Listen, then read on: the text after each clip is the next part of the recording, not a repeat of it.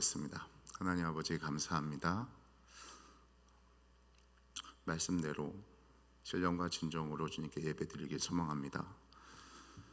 오직 하나님께만 영광 돌리는 예배가 되게 하여 주시옵시고, 부족한 종을 또 세우셨사오니 말씀을 전할 때 성령의 두루마리를 입혀주셔서 오직 성령께서 원하시는 말씀만을 전할 수 있도록 강권하여 주시옵소서. 모든 말씀 예수님의 이름으로 간절히 기도합니다. 아멘. 인사하겠습니다. 사랑하고 축복합니다.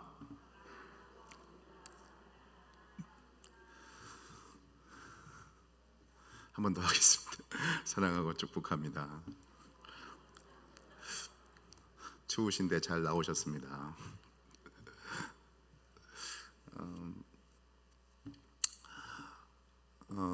교회 지난주였던가요? 교회 주보 광고를 통해서 평택의 두란노 아버지 학교가 약 한 달 정도 평택 지역의 교회를 중심으로 열린다는 소식을 들었습니다. 북경에서도, 제가 북경에 한 10몇 년을 살았는데 두란노 아버지 학교는 북경에서도 굉장히 유명합니다. 그래서 그때가 2010 몇 년 됐을 거예요. 그때 두란노 아버지 학교가 북경에 있는 한인교회를 중심으로 해서, 여러분 혹시나 잘 모르실지 모르겠는데 북경은 그때 제가 살 때만 하더라도 한인들이 한 15만 명 정도 살았습니다. 오다코우라는 그 곳은 유학생들 중심으로 해서 한 7, 8만 명이 살았고요. 그다음에 또 한인촌이 있는 왕징이라는 데가 있는데 그곳에 또 거의 한 10만 명 가까이 있는 사람들이 거기서 살았습니다. 그래서 한 17만 명, 많이 나올 때는 한 20만 명 정도가 이렇게 거주를 했었는데요. 근데 한인교회들이 참 많이 있었어요. 근데 그 한인교회들을 중심으로 해서 두란노 아버지 학교가 이제 처음으로 열리게 됐던 거예요. 근데 거기에 많은 이제 그 교회 성도들이 참석을 해서 깨진 그 과정들이 다시 회복되는 그런 놀라운 역사들이 일어났었는데요. 그때 어떤 한 선교사님이 같이 참석을 했어요. 근데 그분은 북경에 굉장히 많은 대학교들이 있는데 그 대학교에서 대학생 사역을 하는 대학생 선교를 하는 선교사님이었어요. 굉장히 젠틀하고 체육학과를 나와서 운동을 정말 잘했어요. 축구를 정말 잘했어요. 그리고 얼굴도 잘생겼고 그리고 물심양면으로 애들 잘 돌봐서 정말 애들한테 인기가 많았습니다. 제가 지금 말하는 건 중국인들한테 인기가 많았다는 얘기야. 한국인들이 아니고. 그래서 중국인들한테 인기가 많아서 가는 곳곳마다 애들이 몰려들었어요. 그리고 물심양면으로 자기의 사비를 들여가면서 정말 열심히 사역을 했습니다. 그리고 1:1 제자 양육을 하면서 복음을 잘 전했고, 그래서 많은 열매들이 맺었어요. 정말 대학교 사역에서 정말 탁월한 선교사님이었어요. 그런데 이 선교사님에게도 정말 해결되지 않는 굉장히 큰 아픔과 상처가 하나 있었어요. 그건 뭐냐면 아버지와의 관계가 굉장히 오랜 기간 동안 단절됐던 거예요. 거의 왕래를 하지 않았어요. 근데 이 선교사님이 두란노 아버지 학교가 이제 북경에서도 개설을 한다는 소식을 듣고 용기를 내어서 그 두란노 아버지 학교에 등록을 하게 됐습니다. 그리고 하루가 지나고 이틀이 지나고, 근데 이틀이 지나고 3일이 지나면서 이분이 자기 안에 깊은 내면 속에 있었던 상처가 조금씩 회복이 되는 그런 놀라운 은혜를 체험하게 된 거예요. 그 마지막 날에, 보통 아버지 학교 보면 마지막 날에 편지 쓰지 않습니까? 그러죠? 안에서 잘 모르시나요? 편지 다 써요. 편지를 다 씁니다. 자기 아내에게, 아버지에게, 상처가 있는 분들하고 다 이렇게 편지를 쓰는 부분이 있어요. 그래서 자기 아버지에게 이렇게 편지를 썼어요. 그래서 편지를 쓰면서 자기가 쓴 편지를 읽으면서 눈물을 펑펑 흘리면서, 그리고 그 깨어졌던 관계가 다시 회복되는 놀라운 역사를 저희가 본 적이 있습니다. 여러분, 신앙생활도 하나님과의 관계인 줄로 믿습니다. 릴리전이 아니에요. 종교가 아니고 하나님과의 관계가 우리가 생활하는 그 신앙생활인 줄로 믿습니다. 그래서 정말로 중요한 것은 뭐냐면 예배당을 얼만큼 많이 다니느냐, 그것도 중요하지만 더욱더 중요한 것은 뭐냐면 우리가 어떻게 하면 하나님과 좋은 관계를 유지하고 형성하는가, 깨진 관계가 어떻게 하면 다시 회복되는가, 그것이 너무나도 중요한 부분인 줄로 믿습니다. 오늘 본문 말씀에 보면은요, 출애굽기 19장 20절부터 25절 말씀을 들었는데, 거기 말씀을 보면은요, 하나님께서 모세에게 하나님이 임재하시는 그 시내산에 이스라엘 백성들로 어떻게 하라고 하죠? 올라오지 못하도록 뭘 세우라고 합니까? 경계선을 세우라고 그래요. 성경 말씀을 몇 군데를 찾아봤으면 좋겠습니다. 출애굽기 19장 12절부터 13절 말씀을 한번 같이 봤으면 좋겠습니다.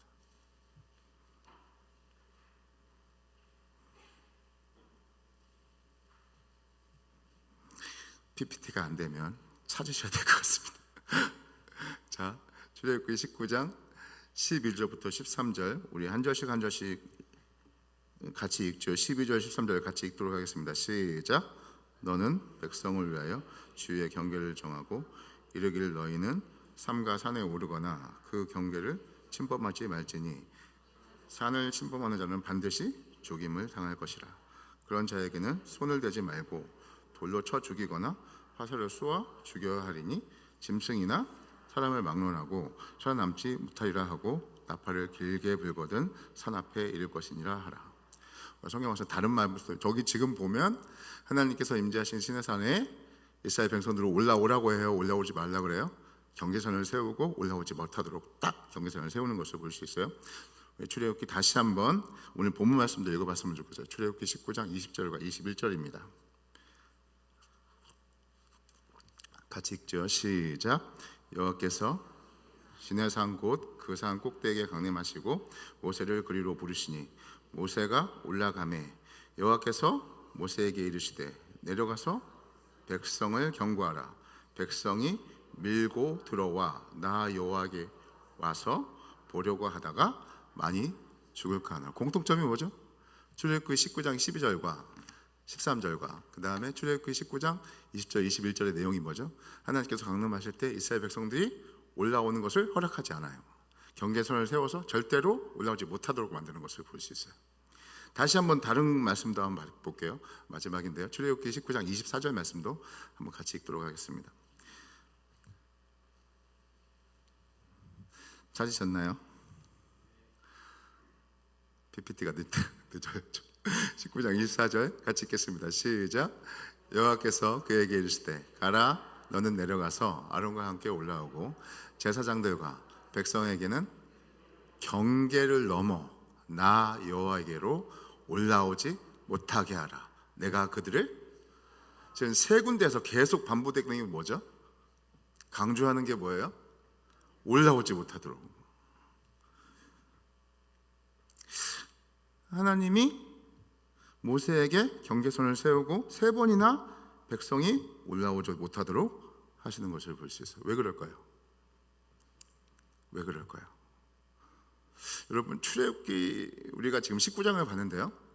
19장 5절과 6절을 보면 굉장히 중요한 그 내용이 나요. 여러분 잘 아시는 말씀, 제가 여러 번 반복했던 내용입니다. 출애굽기 19장 5절 6절을 한번 같이 볼까요? 그것도 있는데요. PPT. 자, 같이 읽겠습니다. 시작. 세계가 다 내게 속하였다니 너희가 내 말을 잘 듣고 내 언약을 지키면 너희는 모든 민족 중에서 내 소유가 되겠고 너희가 내게 대하여 제사장 나라가 되며 거룩한 백성이 되리라. 너는 이 말을 이스라엘 자손에게 전할지니라. 자, 자, 출애굽기 19장 5절 6절은 앞에 아까침에 경계선을 세워서 올라오지 못하도록 하라는 전반부예요. 그죠? 그래서 하나님과 이스라엘 백성이 지금 어떤 관계를 맺은 거예요? 하나님은 이스라엘 백성이 하나님이 되고 이스라엘 백성은 하나님의 백성이 될 것을 지금 얘기하는 거거든요. 레위기 26장 12절 말씀에서도 저 말씀을 보충해줘요. 우리 한번 레위기 26장 12절 말씀 한번 같이 읽을까요? 시작. 나는 너희 중에 행하여 너희의 누가 되고, 여기 지금 너희는 누구죠? 이스라엘, 올라오지 말라고 했던 그 이스라엘 백성들을 하나님은 뭐라고 하면 자기의 백성으로 삼겠다는 여기 말씀하고 있어요. 그래서 나는 너희 중에 행하여 너희의 하나님이 되고, 너희는, 이스라엘은 뭐가 된다고 말씀하셨죠? 내 백성이 된다고 말씀하고 있어요. 지금 하나님과 이스라엘 백성과의 관계가 어떤 관계예요? 아버지와 자녀, 왕과 신하. 그렇죠? 하나님과 백성을 의미하는 거예요. 나라의 백성을 의미하는 거예요. 관계가 이미 다 형성이 되어 있어요. 근데 하나님은 이스라엘 백성에게 시내산에 하나님께서 임재하실 때 뭐라고 하죠? 올라오라 그래요? 올라오지 말라 그래요? 올라오지 말라고 그래요. 그게 지금 약간 모순돼요.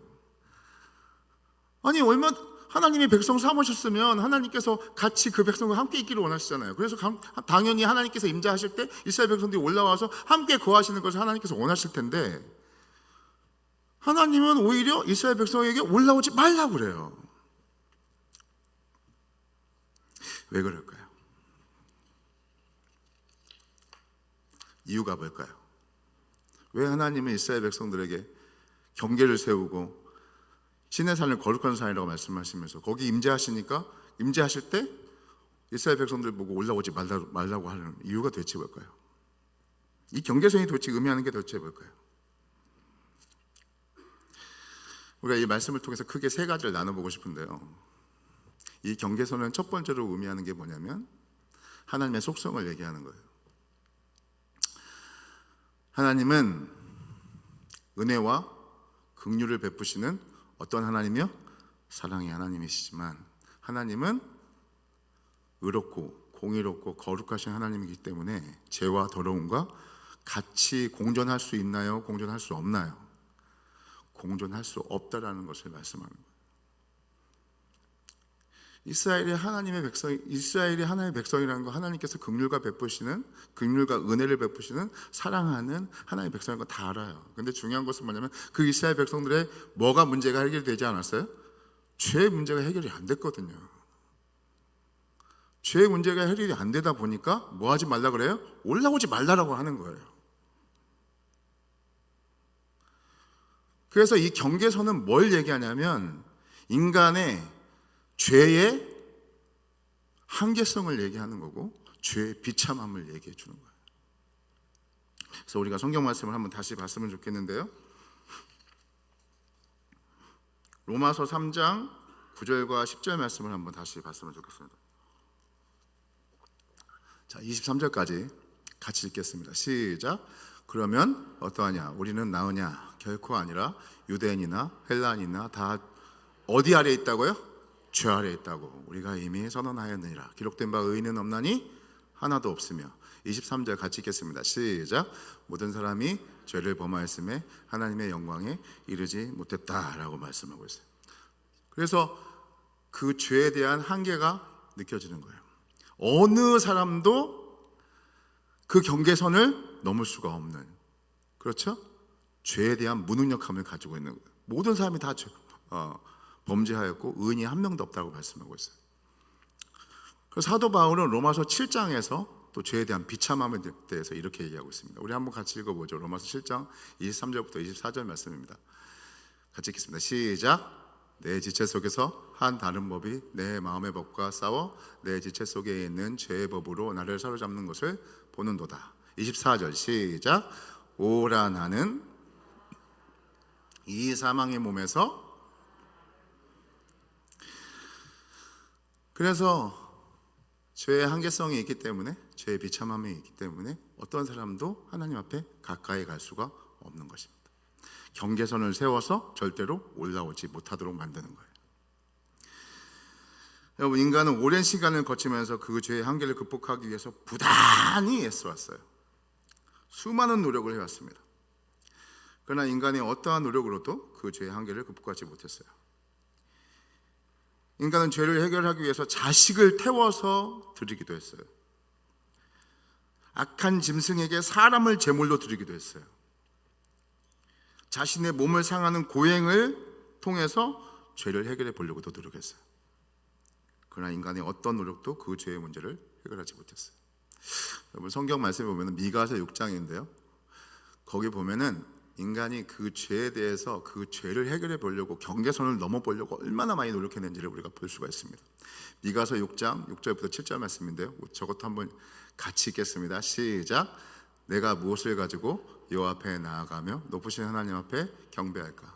내가 번제물로 1년 된 송아지를 가지고 그 앞에 나아갈까? 여호와께서 천천의 수양이나 만만의 강물 같은 기름을 기뻐하실까?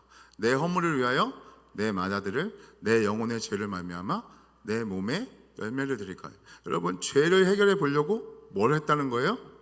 천천의 수양과 만만의 강물. 천천의 수양과 만만의 강물이란 게 뭘까요? 죄를 해결해 보려고 수많은 제사를 드렸다는 겁니다. 1000번이 아니라 10,000번, 100,000번, 100,000번, 1,000,000번, 억만 번을 드렸다는 거예요. 그래서 그 흐르는 강물이 망만의 강물같이, 그 기름이 망만의 강물처럼 흘렸다는 거예요. 천천의 수양도 만만의 강물도 기름으로 드리는 그 제사가 아무런 의미가 없었다는 것을 얘기합니다. 심지어 자기의 죄를 위해서 어떻게 해요? 자기의 맏아들을 번제로 제사로 드리는 모습도 있었어요.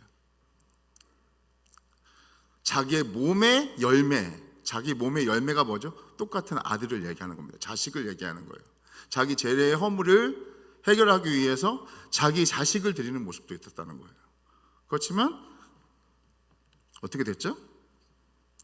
그러나 어떠한 노력도 인간이 하나님이 세워놓은 그 죄의 경계선을 넘는 사람은 단 한 명도 없었다는 것을 말씀하시는 거죠. 제가 오래전에 중국 들어가기 전에 제가 강도사, 우리 합동 측은 만 30이 돼야지만이 강도사 고시를 보고, 강도사가 지난 다음에 목사 안수를 받고, 목사 고시를 보고 또 목사 안수를 주잖아요. 제가 강도사 고시에 합격했는데 그때 만 29이었어요. 그래서 안수를 받을 수가 없어요. 그래서 결국 어떻게 됐냐면, 진짜 하나님은 진짜 강권적인 역사를 통해서 제가 어쩔 수 없이 이제 외국으로 유학을 갈 수밖에 없는 상황이 됐었습니다. 그래서 뉴질랜드를 갔어요. 그래서 1년 동안 죽으라고 열심히 공부를 해가지고 영어를 아주 안 믿어주시겠지만 하여튼 우수한 성적으로 하여튼 뭘 했어요. 그래가지고 이제 거기서 뭔가를 좀, 그때 제가 거기서 중국 그 선교를 이제 바라봤거든요. 그래서 제 아내한테 야, 들어와라, 여기 너무 좋다. 그래서 제가 그걸 너무 그 뉴질랜드가 너무 좋아가지고, 그리고 애들을 이제 꼬시려고 부동산 거기 부동산 광고지가 있잖아요. 그 부동산 광고지가 정말 예쁜, 자연 환경이 너무나도 좋고, 제가 뉴질랜드 남섬에 살았거든요. 뉴질랜드 혹시 하여튼 크라이스트 처치라는 곳에 살았어요. 근데 그 크라이스트 처치는 공원이에요. 공원, 도시가 공원이에요. 그러니까 무슨 말이냐면 도시 안에 공원이 있는 게 아니고 공원 안에 도시가 있어요. 그러니까 너무나도 이뻐요. 여러분 혹시 반지의 제왕 아시나요? 반지의 제왕이 그 크라이스트 처치 밑에 남섬에서 찍었거든요. 그러니까 자연환경이 정말 좋아요. 그래서 제가 그때 결혼을 하고 3년이 돼서 하나님이 어쩔 수 없이 이제 저를 보내셨는데, 그래서 저가 이제 제 아내랑 제 애들을 꼬시려고, 심지어 제가 이제 돌아갈 때 저기 부동산 잡지를 가지고 막 애들을 꼬시려고 이제 갖고 간 적이 있거든요. 너무 좋아요. 어찌됐건 간에 한 1년이 지났어요. 근데 1년이, 생각해 보세요. 제가 결혼했는데 3년밖에 안 됐잖아요. 제 아내를 떼어놓고, 그리고 제가 애들이 둘이 있었거든요. 3살 먹은 딸과 인자 막 돌이 지난 아들이 있었어요. 어르신들이 그런 얘기를 제가 제 아내를 떼어놓고 지금 1년 동안 사는 것도 너무 힘든데 정말 더 힘든 것은 뭐였냐면 제 아내를 떼어놓는 것보다도 제 애들을 떼어놓고 있는 게 더 힘들더라고요. 어르신들이 그런 얘기를 해요. 피가 땡긴다는 말 막 그런 얘기 하시잖아요. 제가 거기서 진짜 그걸 느꼈어요. 너무나도 애들이 보고 싶으면, 제 아내가 보고 싶고 제 애들이 보고 싶으면 어디로 가냐면, 거기가 이제 뉴질랜드는 섬이지 않습니까? 제일 가까운 해변으로 가요. 제일 가까운 해변으로 가서 제가 낼 수 있는 가장 큰 소리로 누구를 부를까요? 네, 제 아내의 이름을 부르고 제 애들 둘의 이름을 막 부르는 거예요. 부르고 이제 돌아오는 거죠. 그럼 제가 막 불렀어요. 그러면 제가 그 소리를, 제 아내가 지금 그렇게 많이 떨어져 있는 제 아내가, 한국에 살고 있는 제 아내가 그 소리를 들을까요? 못 듣죠. 제 애들이 그걸 들을 수 있을까요? 못 듣죠. 제가 그렇게 소리를 지른다고 해서 제 애들이 제 얼굴을 볼 수 있을까요? 못 보죠. 그때는 핸드폰도 별로 없어가지고 동영상 그것도 안 돼요. 제가 소리를 지르고 제가 아무리 뭘 한다 할지라도 이미 떨어져 있는 그 관계를 어떻게 해요? 회복할 수가 없는 거예요. 볼 수가 없고 만날 수가 없고 같이 할 수가 없는 거예요. 여러분, 경계선, 하나님과의 관계 속에서 경계선을 세웠다는 그 의미는 뭐냐면 이런 것처럼 다시 회복될 수 없는, 보고 싶어도 볼 수 없고 만나고 싶어도 만날 수 없고 같이 있고 싶어도 같이 없을 수 있는 완전히 분리된 상태를 얘기하는 것입니다.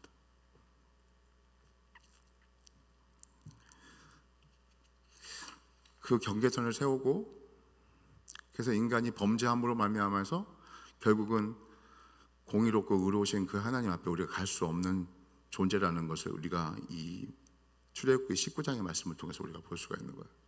두 번째로 우리가 알 수 있는 것은 뭐냐면, 봐야 되는 것은 뭐냐면, 자, 그러면 그 단절된 관계를, 경계선을 넘어서 우리가 하나님께로 가야 되는데, 그럼 성경에서 말하는 그 경계선을 넘는 방법이 도대체 뭘까? 아까 아침에 그 경계선을 넘어보기 위해서 별의별 짓을 다 했잖아요. 제사를 드려보기도 하고 자녀를 태워보기도 하고 별의별 짓을 다 했는데, 근데 안 되잖아요. 근데 성경에서 말하는 그런 그 경계선을 넘어서 하나님께로 갈 수 있는 방법이 도대체 뭘까? 그것은 바로 뭐냐면, 뭘까요? 네, 하나님께서 우리에게 주신 그 구속의 방편, 예수 그리스도를 믿는 방법, 예수 그리스도를 믿는 것 외에는 방법이 없는 줄로 믿습니다. 그래서 예수님이 길이요 진리요 생명이라고 말씀하고 있는 거예요.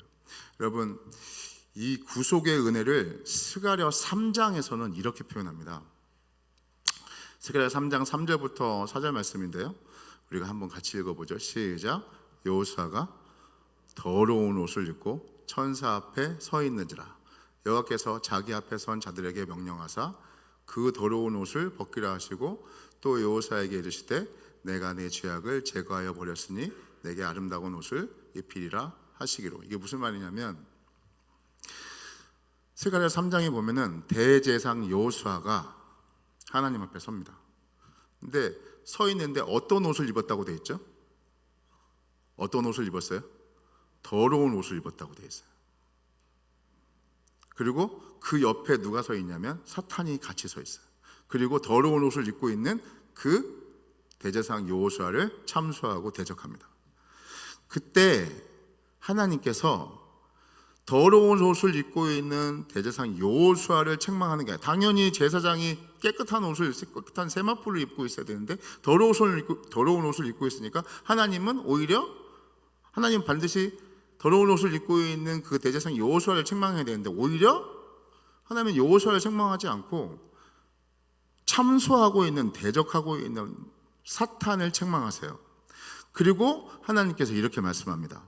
여호와께서 자기 앞에 선 자들에게 명령하사 그 더러운 옷을 벗기라 하시고 여호수아에게 이르시되 내가 내 죄악을 제거하여 버렸으니 내게 아름다운 옷을 입힐 거라고 말씀하세요.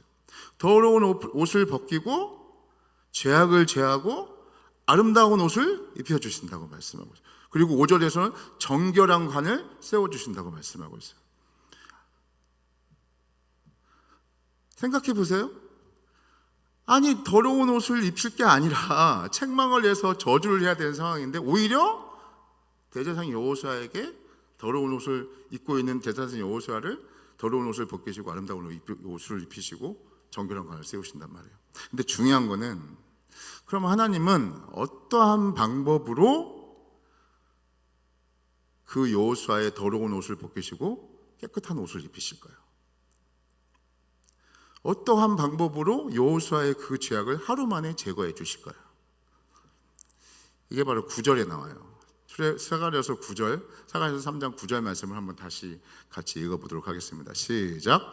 만군의 여호와가 말하노라, 내가 너 여호수아 앞에 세운 돌을 보라. 한 돌에 7눈이 있느니라. 내가 거기에 새길 것을 새기며 이 땅의 죄악을, 내가 너 여호수아 앞에 세운 돌을 보라. 한 눈에 7눈이 있느니라. 내가 거기에 새길 것을 새기며 이 땅의 죄악을 하루에 제거할 거라고 말씀하고 있어요. 여기 돌이 멀고 7눈은 뭘 얘기하는 걸까요? 이게 뭔 말을 하는 걸까요 도대체? 요한계시록 5장 6절을 보겠습니다. 한번 같이 읽죠. 시작. 내가 또 보니 보좌와 내 생물과 장로들 사이에 한 어린 양이 서 있는데 일찍이 죽음을 당한 것 같더라. 그에게 7뿔과 7눈이 있으니 이 눈들은 온 땅에 보내심을 받은 하나님의. 스가랴 3장 9절은 계시록 5장 6절을 말씀하고 계시는 거예요. 근데 계시록 5장 6절은 어린 양, 죽임을 당하신 어린 양, 우리의 죄를 위해서 죽임을 당하신 어린 양 예수 그리스도를 얘기하는 것입니다. 7뿔은 완전한 권세를 얘기하시는 거고 7영은 성령을 얘기하는 거예요. 여호수아 제사장, 더러운 옷을 입고 있는 이 대제사장 여호수아의 그 더러움을 깨끗하게 해줄 수 있는 방법이 뭐라고요? 우리를 위해서 죽으신, 여호수아를 위해서 죽으신 그 예수님밖에 없다는 것을 말씀하고 있는 것입니다. 여러분, 경계선을 넘는 방법이 다른 방법이 없어요. 하나님이 우리에게 보내주신 그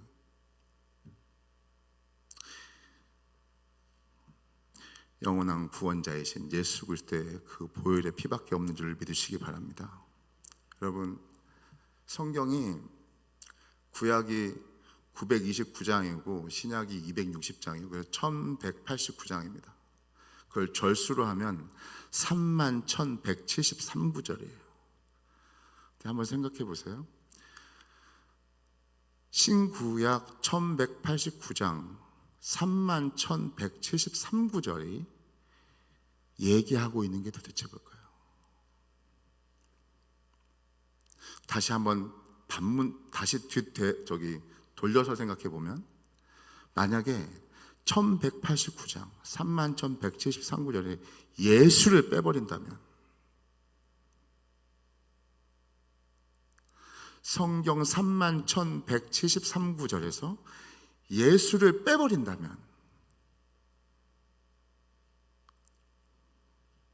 어떤 일이 발생할까요?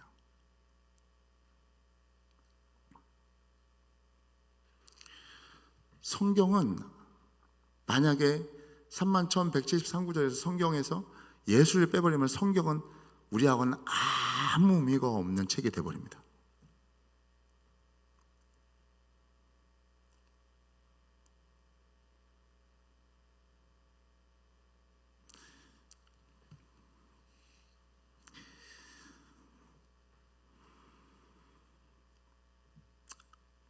그러나 신구약 성경은 하나님이 죄된 인간과 단절된 관계를 회복시키고자 하는 그의 하나님의 열정과 사랑과 의지를 보여주는 화해의 서신인 줄로 믿습니다.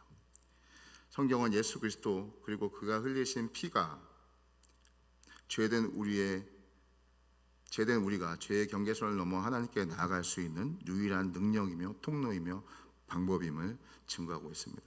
그래서 히브리서 10장 18절과 19절을 보면 이렇게 말씀하고 있어요. 우리가 한번 성경 한번 같이 읽어보죠. 시작. 그러므로 형제들아, 우리가 예수의 피를 힘입어 성소에 들어갈 담력을 얻었느니 그 길은 우리를 위하여 휘장 가운데로 열어놓으신 새로운 살 길이요 휘장은 곧 그의 육체라고 말씀하고 있습니다. 여러분, 우리가 경계선을 넘어 하나님의 임재 속으로 들어갈 유일한 방법은 예수 그리스도가 우리를 위해서 구속하신, 우리를 죄에서 구속하신 유일한 구원자임을 믿고 그의 죄사함의 능력을 의지하며 하나님께로 나아가는 그 회개밖에는 하나님께로 나아가는 방법이 없는 줄로 믿으시기 바랍니다. 여러분이 이 예배당에서 우리가 하나님의 믿음으로 말미암아 얻을 수 있는 가장 큰 축복이 뭐라고 할 수 있을까요? 죽을 질병에 걸린 사람이 예수를 믿어서 병이 나아 생명이 연장되는 것이 가장 큰 축복이라고 할 수 있습니까? 자녀가 예수를 통해서 좋은 대학에 진학하는 것, 혹은 좋은 직장에 들어가는 것이 우리가 얻을 수 있는 가장 큰 축복이라고 할 수 있을까요? 예수를 통해서 로또에 당첨이 되었다면, 예수를 믿어서 부동산 가격이 올라가 부자가 되었다는 것이 우리가 예수를 믿어서 얻을 수 있는 가장 큰 축복이라고 할 수 있을까요? 우리가 예수를 통해서 얻을 수 있는 가장 큰 축복이 뭐라고 생각되십니까?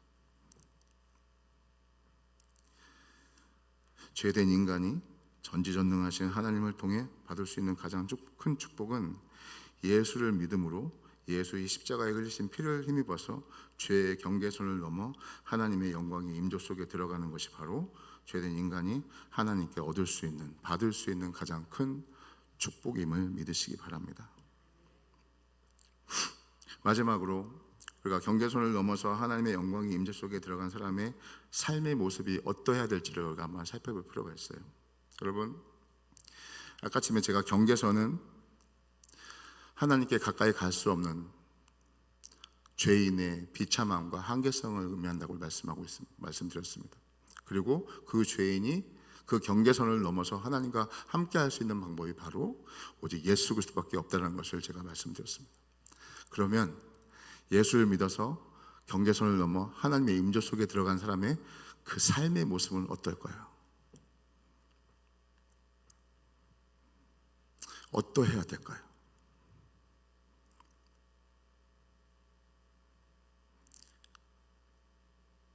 당연히 성령의 충만함으로 기쁨이 넘쳐야 되고, 희락이 넘쳐야 되고, 평강이 넘쳐야 되고, 감사가 있어야 되고, 찬양이 넘쳐야 되고, 모든 일에 하나님을 의지하면서 예수의 마음을 품고 온유한 겸손한 마음으로 남을 사랑하고 이웃을 사랑하고 하나님을 사랑하는 모습이 있어야 되지 않겠습니까? 근데 우리가 예수를 믿어서 죄의 경계선을 넘어 하나님의 임재 속에 들어가긴 했는데, 어떤 사람은 여전히 우리가 기쁨과 평강과 희락과 감사와 찬양이 있는 것이 아니라 두려움과 근심과 걱정과,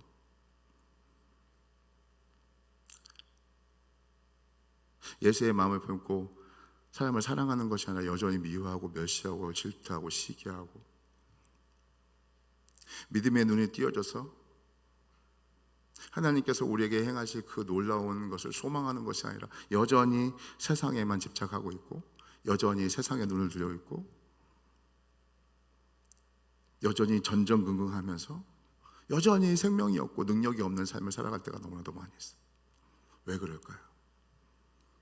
우리는 분명히 예수를 믿어서 죄의 경계선을 넘고 하나님의 임재 속에 들어갔다고 얘기하는데, 왜 이렇게 우리의 삶은 능력이 없고 생명이 없고 평안이 없고 기쁨이 없고 희락이 없고, 오히려 더 근심스럽고 오히려 더 걱정스럽고 오히려 세상 사람들보다도 못하는 그런 모습으로 우리가 살아갈까요? 왜 이렇게 능력이 없는 삶으로 살아갈까요? 그 이유가 뭘까요?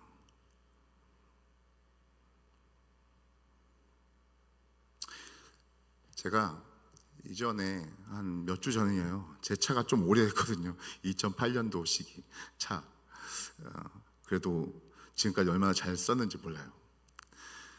근데 차를 타고 저는 이제 서울에서 여기까지 오거든요. 제가 살고 있는 데가 저기 동작구거든요. 그래서 동작구 아침에 여기 이 교회에 오려면, 우리 교회에 오려면 한 7시부터 출발을 해요. 그러면 집에 여기 도착을 하면 8시 한 20분 30분 됩니다. 그래서 이제 여느 때와 같이 아침에 딱 일어나서 샤워를 하고 다 준비를 해서 차를 끌고 딱 나왔는데, 저 앞에 우리 이제 그 교회 들어오려고 하는 신호 받는 데 있잖아요. 거기까지는 잘 왔어요. 근데 조금 이제 신호를 받고 딱 들어오는데 갑자기 모든 경보등이 동시다발적으로 팍 뜨는 거예요. ABS 브레이크 경고등, 엔진 경고등, 엔진 오일 경고등, 냉각수 경고등, 에어백 경고등, 모든 경보등이 막 갑자기 팍 켜지면서 또 하나가 뭐냐면 앞에 있는 불까지도 이제 조명도 막 어두워지는 거예요. 너무 당황스러운 거예요. 어떻게 해야 되나? 고목사님한테 전화해서 불러야 되나? 막 이렇게 별의별 생각이 다 하는 거예요.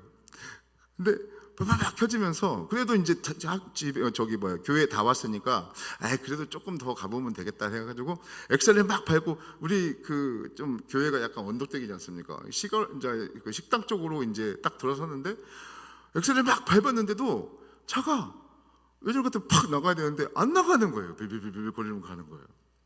심지어 어떻게 됐냐면 이제 제가 이제 받치는 데가 우리 쓰레기장 바로 옆에 있잖아요. 거기다 차를 받치는데 거기 다 왔는데 차 핸들도 이제 안 움직이는 거예요. 이거 어떡하지?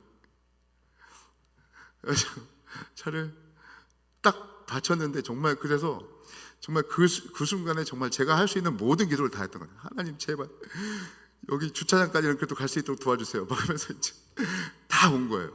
근데 딱 도착하자마자 어떻게 된 줄 아세요? 모든 전기가 다 나가버린 거예요. 시동이 딱 꺼져버렸어. 와, 정말 당황스럽더라고요. 그래도 예배를 잘 드리고 이제 끝날 때가 돼서 출장 서비스를 불렀어요. 출장 서비스를 불렀더니 저는 당연히 뭔 문제냐면 배터리가 문제다라고 생각을 해서 배터리를 갈은 거예요. 그 배터리를 갈고 다시 이제 새 배터리를 통해서 이제 집까지는 오게 됐어요. 집에 도착을 했는데 집에 다 도착한데 또 갑자기 동시다발적으로 팍 켜지면서 또 갑자기 시동이 딱 꺼지는 거예요. 와, 정말 당황스러웠어요. 알고 봤더니 배터리 문제가 아니라 배터리 제너레이터의 문제였어요. 그게 뭐냐면 차에 전기를 공급하는 부품이에요. 근데 그게 오래된 차다 보니까 수명이 다 해버린 거예요. 딱 나가버린 거예요. 그래서 제가 이제 그 출장 서비스를 다시 불러서 그 배터리 제너레이터라는 그 부품을 싹 갈았어요. 지금은 얼마나 잘 다니는지 몰라요. 여기까지 좀 잘 왔어요. 제가 뭘 얘기하고 싶냐면 하나님의 임재 속에 들어간다는 것이 바로 이런 거예요. 내 능력으로 사는 게 아니라 나와 함께 하시는 그 하나님의 생명의 능력으로 사는 것이 바로 하나님의 임재 속에 들어가는 것인 줄 믿습니다. 그게 성령 충만이에요. 성령의 충만함을 덧입을 때 우리가 비로소 내 힘의 능력으로 뭘 이루는 것이 아니라 하나님께서 주시는 그 능력으로 세상을 이기면서 하나님께서 원하시는 그 거룩한 삶으로서 살아갈 수가 있는 거예요. 근데 왜 우리가 예수님을 믿어서 구원을 얻고 신앙생활을 이렇게 오랫동안을 하고 있는데도 불구하고 여전히 능력 없는, 생명 없는, 기쁨이 없고 희락이 없고 평강이 없는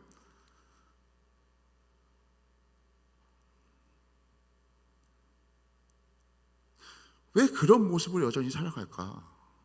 다른 문제가 아니에요.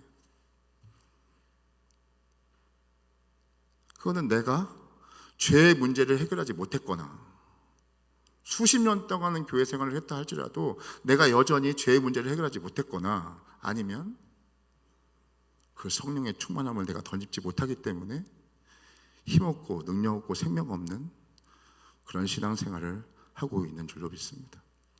여러분, 신앙생활은 내가 하는 게 아닙니다. 신앙생활은, 믿음의 길은 내 안에서 살아계신 그 하나님으로 인해서 신앙생활을 할 수 있고 신앙의 길을 걸어갈 수 있는 줄로 믿습니다. 여러분, 성령의 충만함을 받았던 사람들이 있습니다. 우리가 히브리서 11장 말씀을 한번 가서 봤으면 좋겠어요. 이제 시간이 다 돼가지고 히브리서 11장 말씀을 한번 봤으면 좋겠어요. 히브리서 11장 33절부터 38절 말씀인데요, 우리가 한번 그 말씀들을 한번 읽어보죠. 시작. 그들은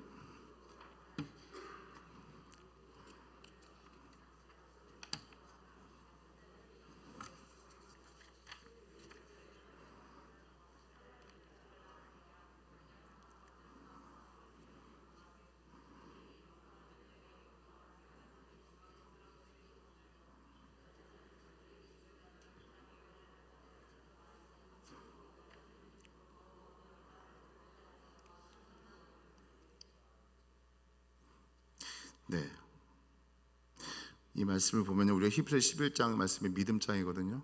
거기 쭉 보면 마지막에 인물까지 다 해놓고는 그 다음에 이 히브리서 기자가 이런 말을 합니다. 그들은 믿음으로 나라들을 이기기도 하며 의를 행하기도 하며 약속을 받기도 하며 사자들의 입을 막기도 하며 불의 세력을 멸하기도 하며 칼날을 피하기도 하며 연약한 가운데 강하게 되기도 하며 전쟁에 용감하게 되어 이방 사람들의 진을 물리치기도 하며 여자들은 자기의 죽은 자들을 부활로 받아들이기도 하며 또 어떤 이들은 더 좋은 부활을 얻고자 하여 심한 고문을 받되 구차히 풀려나기 원하지를 아니하였으며. 말씀을 마치려고 합니다.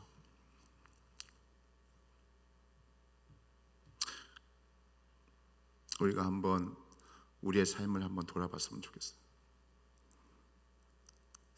분명히 내가 모태 신앙으로 어머니 아버지를 따라서 수십 년 동안, 일평생 동안 내가 주님을 섬겼고 교회를 다녔고 주일학교를 다녔고 청년이 되었고 장년이 되었고 직분을 받았고 집사님, 권사님, 장로님으로, 목사님으로, 선교사로 일평생 동안 주님을 섬겼는데 여전히 우리의 삶은 하나님이 살아있는 것이 아니고 여전히 내가 살아있고 기쁨이 없고 근심으로 가득 차 있고 희락이 없고 평강이 없고 하나님의 생명이 없고 능력이 없고 그냥 의식적이고 습관적이고 형식적인 그런 예배가 계속해서 드려지고 있고,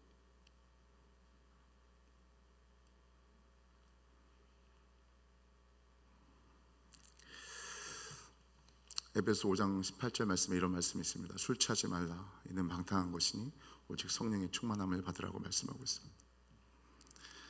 소망하기는 외남부 전원교회가 경계선을 넘어 예수 그리스도의 피를 힘입어서 하나님의 임재 속으로 들어가는, 그래서 성령의 충만함을 받고 내가 사는 것이 아니라 하나님의 능력으로 살아서 하나님께 영광을 돌리는 그런 우리 모두가 되기를 간절히 소망합니다. 우리 한번 기도했으면 좋겠습니다. 시간대 기도할 때